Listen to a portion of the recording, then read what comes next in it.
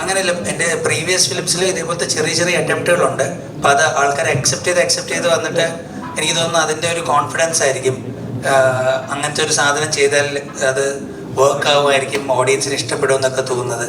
അപ്പോൾ അതിനൊരു പ്രൊഡക്ഷൻ ഹൗസും കൂടെ നമ്മൾ പ്രോപ്പറായിട്ട് സപ്പോർട്ട് ചെയ്യുമ്പോഴത്തേക്കും നമുക്കത് നെയിൽ ചെയ്യാൻ പറ്റുമെന്നുള്ളൊരു സംഭവം. പിന്നെ എനിക്ക് തോന്നുന്നു വീണ്ടും ഇങ്ങനത്തെ വർക്കുകൾ കാണുമ്പോഴത്തേക്കും നമ്മളോട് സഹകരിക്കുന്ന ആർട്ടിസ്റ്റുകൾക്കും അവരുടെ എക്സ്പെരിമെൻറ്റുകളും അല്ലെങ്കിൽ അവരുടെ അറ്റംപ്റ്റുകളും ഒക്കെ എഫേർട്ടുകളും ഒക്കെ ഇതിൽ ഇൻവെസ്റ്റ് ചെയ്യാൻ തോന്നും. അപ്പോൾ എല്ലാം കൂടെ ചേർന്ന് വരുമ്പോഴത്തേക്കും ഒരു നല്ലൊരു പരിപാടിയായിട്ടത് എൻഡ് ചെയ്തു. ഇപ്പൊ ഞാൻ സന്തോഷത്തിൽ പറഞ്ഞുകൊണ്ടിരിക്കുകയാണ്. അതൊരു ഭയങ്കര ഒരു മൊമെന്റാണ്.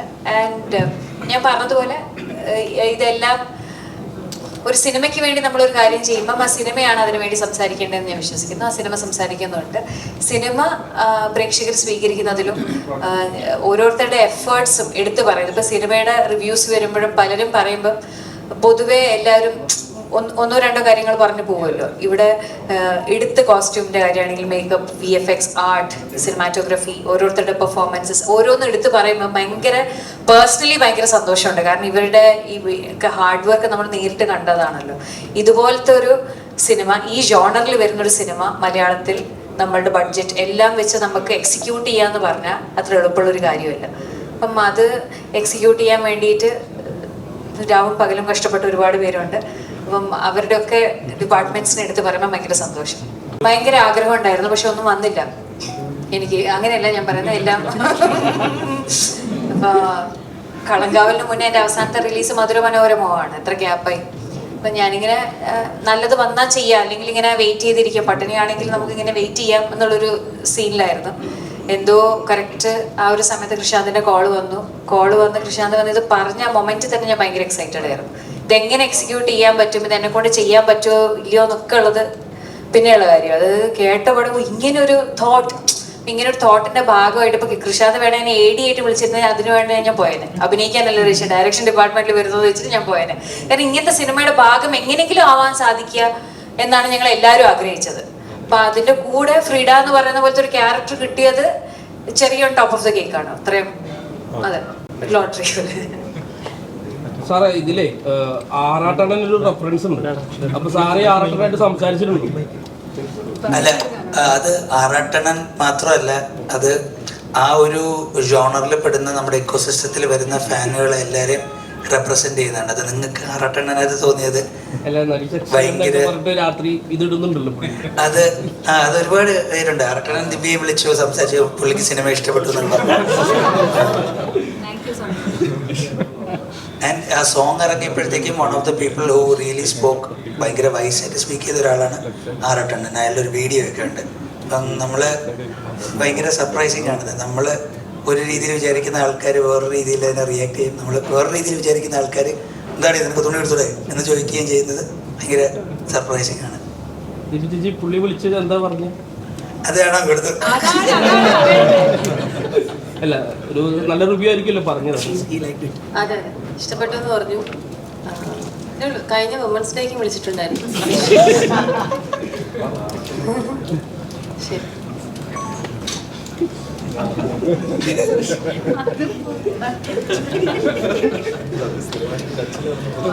ഈ ആറാട്ടണ്ണനെ പോലെ തന്നെ ഒരുപാട് ആൾക്കാരത് കണ്ടിട്ടുണ്ട്. ഇപ്പൊ ദിലീപേട്ടന്റെ ഒരു വാക്ക് അതിൽ ഉപയോഗിക്കുന്നുണ്ടായി. അപ്പൊ അത് പിന്നീട് ചർച്ചയാവുന്ന അങ്ങനെ എന്തെങ്കിലും പേടിയോ എന്തെങ്കിലും ഉണ്ടായിട്ടുണ്ടോ? അല്ല, അതൊരു ആന്റി ദിലീപ് സ്റ്റേറ്റ്മെന്റ് ഒന്നും അല്ല. ഞാൻ പറയുന്നത് ആൾക്കൂട്ട മീഡിയ വിചാരണ കാണിക്കുന്ന ഒരു സാധനമാണ്. അപ്പം വായി തോന്നിയെ വിളിച്ച് പറയല്ലേ ചേട്ടാന്നും അത് പറയുമ്പോഴത്തേക്കും നമ്മൾ ദിലീപേട്ടൻ്റെ ക്രൈമോ അല്ലെങ്കിൽ ക്രൈം ചെയ്തിട്ടുണ്ടോന്നോ ആ ക്വസ്റ്റ്യനൊക്കെ കോടതിയുടെയും ഇതിനൊക്കെ വിട്ടുകഴിഞ്ഞു. But the media is really surrounding a person who's accused. അപ്പം അതിൻ്റെ ഒരു റെഫറൻസ് ആണ്. അപ്പോൾ അത് പെട്ടെന്ന് നമുക്ക് ആ ഒരു മീഡിയ ഹോണ്ട് ചെയ്യുന്ന ഒരു സാധനം കാണിക്കാൻ പറ്റുന്നത്. അപ്പോൾ ഇതൊരു എക്കോസിസ്റ്റത്തിനെ കുറിച്ച് പറയുന്നതാണ്, ഒരു റിയാലിറ്റിയുടെ എക്കോസിസ്റ്റത്തിന്. അതിൻ്റെ അകത്ത് ഇതെല്ലാം വരുന്നുള്ളതാണ്. അപ്പം as a documentation of our times ഇതിനെക്കുറിച്ചൊക്കെ റെഫർ ചെയ്ത് പോകാം. അതിന് നമ്മൾ ഭയക്കേണ്ടതില്ല എന്നാണ് വിചാരിക്കുന്നത്. ഞാൻ ഭയങ്കര ഹാപ്പിയാണ്. കാരണം എനിക്ക് ചെയ്തുകൊണ്ടിരിക്കുന്ന ഒരു സംഭവത്തിൽ നിന്ന് എനിക്കൊരു ബ്രേക്ക് വേണമായിരുന്നു. കാരണം നമ്മുടെ ഉള്ളിൽ ആ ഒരു സാധനമുണ്ട്. ഞാൻ നാടകത്തിലൊക്കെ ചെയ്തിട്ടുണ്ട്, സിനിമയിൽ എനിക്കൊരു അവസരം കിട്ടിയിട്ടില്ല അന്ന് ബ്രേക്ക് ചെയ്യാൻ വേണ്ടിയിട്ട്. പ്രത്യേകിച്ച് ഈ ഒരു ഡെസ്റ്റിമോണ എന്ന് പറഞ്ഞ ക്യാരക്ടർ വെറുതെ ഒരു കോമഡി ക്യാരക്ടർ എന്ന് പറയാൻ പറ്റത്തില്ല. അത് ഭയങ്കര എഡ്ജിലാണ് നിൽക്കുന്നത്, വല്ലാത്തൊരു മീറ്ററിലാണ് നിൽക്കുന്നത്. അപ്പം എനിക്ക് അതിൻ്റെ ഒരു ടെൻഷൻ ഉണ്ടായിരുന്നു. പക്ഷെ ഞാൻ പ്രീമിയർ കണ്ടിട്ട് ഒരുപാട് ഭയങ്കര നല്ല റെസ്പോൺസ് ഉണ്ടായിരുന്നു.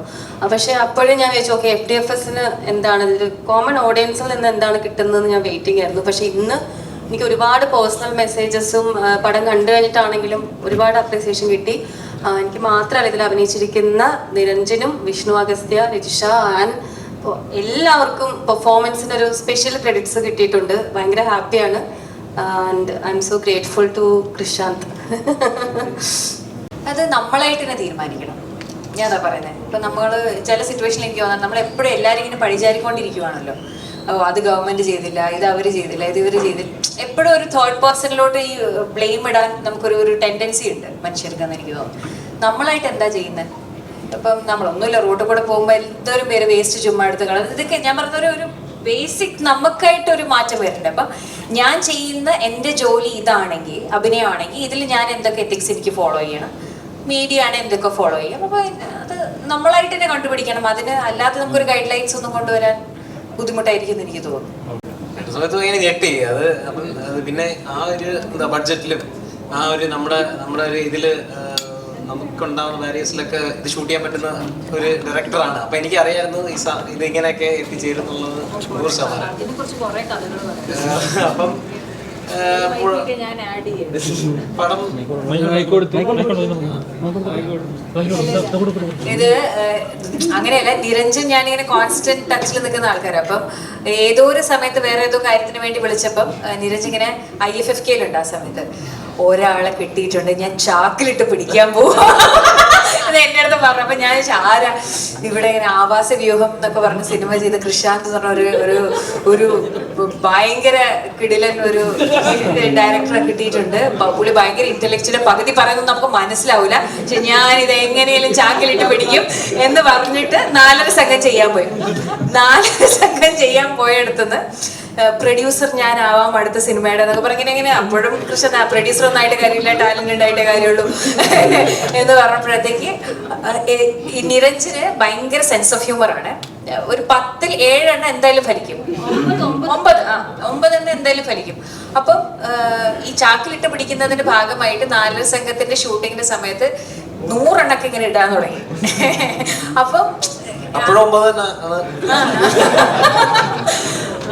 അപ്പോഴാണ് കൃഷാന്തിന് മനസ്സിലാവുന്നത് ഓക്കെ പുള്ളിക്ക് ഇത്രയും നന്നായിട്ട് കോമഡി ചെയ്യാൻ പറ്റും എന്നുള്ളത്. അങ്ങനെ കൃഷാന്ത് വേറെ 2-3 സിനിമ ചെയ്യാൻ പോവായിരുന്ന ആള് നൈസായിട്ട് പറഞ്ഞ് റീറൂട്ട് ചെയ്യിപ്പിച്ച് അല്ലെ ഇങ്ങോട്ട് വിട്ടു. എന്നിട്ട് നിരഞ്ജനെയാണ് എന്നിലേക്കും ഈ അത് മധുരമനോരമ കൊണ്ട് അതായത് ചാക്കിലിട്ട് കിട്ടിയിട്ടുണ്ടെന്ന് പറഞ്ഞിട്ട് രജിഷ തിരിച്ച് അങ്ങനെ കിട്ടുകയാണെങ്കിൽ കുറച്ച് എനിക്കൂടെ അങ്ങനെ കണക്ട് ചെയ്താണെന്നാണ് എനിക്ക് തോന്നുന്നത്. അല്ല ഭയങ്കര എക്സൈറ്റ്മെന്റ് ആയിരുന്നു കഥ കേട്ടപ്പോൾ തന്നെ. ഇത് this is once in a lifetime. എനിക്ക് തോന്നുന്നു അങ്ങനെ ഒരു പ്രോപ്പർ സൈബർ പങ്ക് നമ്മുടെ പ്രോപ്പർ ഒരു സൈബർ പങ്ക് പടം 2003 ഇറങ്ങിയ ഒരു സിനിമയുടെ പേരാണ് പറഞ്ഞത്. അപ്പൊ അങ്ങനെ ഒരു പടം അല്ലേ? അങ്ങനല്ല, ഞാനിപ്പം സൈബർ പങ്ക് എന്ന് പറയുന്നത് ഇവിടെ തന്നെയാണ് ഞാൻ ആദ്യം കേൾക്കുന്നത്. പണ്ടെപ്പോഴും കേട്ടിട്ടുണ്ടെന്നുള്ളതേ ഉള്ളൂ. അപ്പൊ ഞാൻ ഈ സൈബർ പങ്ക് സിനിമ വേറെ ഇന്ത്യയിൽ ഏതാ നോക്കിയപ്പോഴത്തേക്കും സൈബർ പങ്ക് വേറെ ഗൂഗിൾ ചെയ്ത് നോക്കിയിട്ട് എനിക്ക് 2003 എന്തോ ഇൻഡിപെൻഡൻസ് ഫിലിം മാത്രമേ ഗൂഗിളിൽ കിട്ടിയുള്ളൂ, സിനിസ്ഥാൻ എന്ന് പറഞ്ഞിട്ട്. അത് കണ്ടിട്ടില്ല. ഓക്കെ അപ്പം ഫസ്റ്റ് ഓഫ് ഇറ്റ്സ് കൈൻഡ് പരിപാടി ചെയ്യുന്നതിന്റെ എക്സൈറ്റ്മെന്റ്. പിന്നെ ആൾ എന്ത് ചെയ്താലും ഞാനുണ്ട്, ഞാൻ കൂടെ ഉണ്ട്. ക്യാരക്ടറിൽ മറ്റേ ടെക്നിക്കൽ ഡിപ്പാർട്ട്മെന്റിൽ എവിടെയെങ്കിലും ഉണ്ടാവും. എപ്പോഴും ഉണ്ടാവണം നിർബന്ധമില്ലല്ലോ. ഈ റിട്രോ ഫ്യൂച്ചറിസം എന്ന് പറയുന്ന ഒരു കോൺസെപ്റ്റും കൂടെ ഇതിൻ്റെ അകത്തുണ്ട്. അപ്പോൾ റിട്രോ ഫ്യൂച്ചറിസം എന്ന് പറഞ്ഞൊരു 80s വന്നേക്കുന്ന സൈഫൈ ഫിലിംസിൽ ഉള്ള അതേ ടെക്നോളജി ഫ്യൂച്ചറിസ്റ്റിക് ആയിട്ട് യൂസ് ചെയ്യുന്ന ഒരു ട്രെൻഡ്, അതൊരു ഹോളിവുഡൻ ട്രെൻഡാണ്.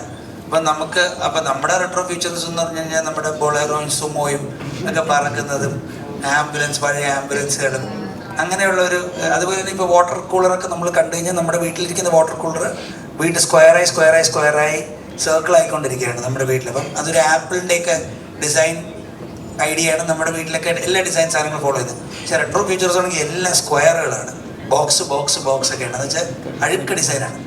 അപ്പോൾ അത് ആ ഡിസൈൻ സാധനം വന്നിട്ടുണ്ട്. അപ്പോൾ ഇത് ഭയങ്കര രസമുള്ളൊരു ശ്രീജിത്ത് റെട്രോ ഫീച്ചേഴ്സ് ഒന്ന് ബ്രീഫ് ചെയ്യുമോ?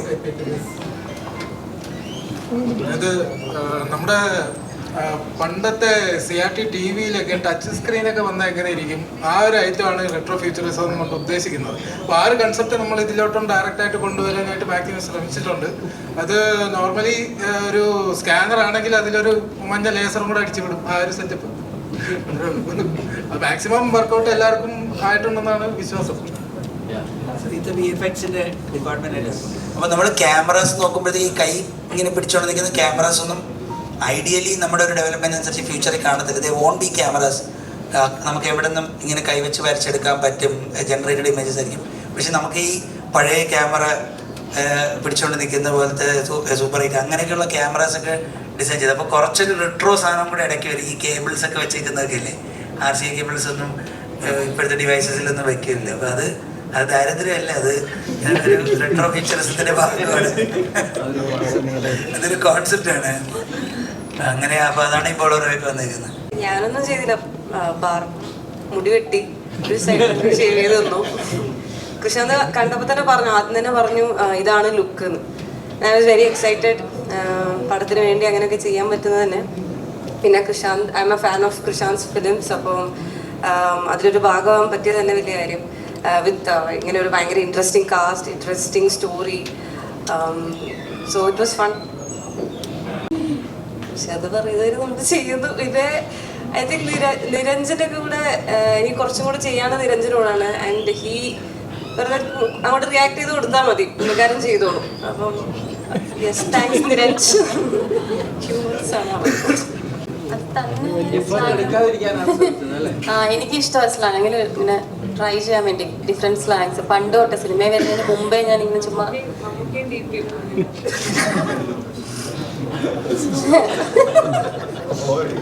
ഫ്ലോയും പോയി അല്ല. അപ്പൊ അല്ല അത്രേ ഉള്ളൂ. അപ്പൊ അത് കൃഷി അതിന് ഓക്കെ ആയിരുന്നത്. പിന്നെ എനിക്ക് ഭയങ്കര ടെൻഷൻ ഉണ്ടായിരുന്നു ഈ സ്ലാങ് ഒക്കെ സൂക്ഷിച്ച് കൈകാര്യം ചെയ്യണല്ലോ. പക്ഷെ ട്രിവാൻഡ്രത്തുള്ള ആൾക്കാർ വന്നിട്ട് അത് ഭയങ്കര രസമുണ്ടെന്നൊക്കെ പറഞ്ഞപ്പോ ഹാപ്പിയായി. അതെ അതെ. നിങ്ങൾക്ക് ഓർമ്മയുണ്ടോ ഏതെങ്കിലും ഡയലോഗ്? കാലത്തിലുള്ളതല്ലേ തവിയിൽ വരത്തുള്ളത്. Okay, thank you. ജഡ്ജിനെ വിളിക്കുന്ന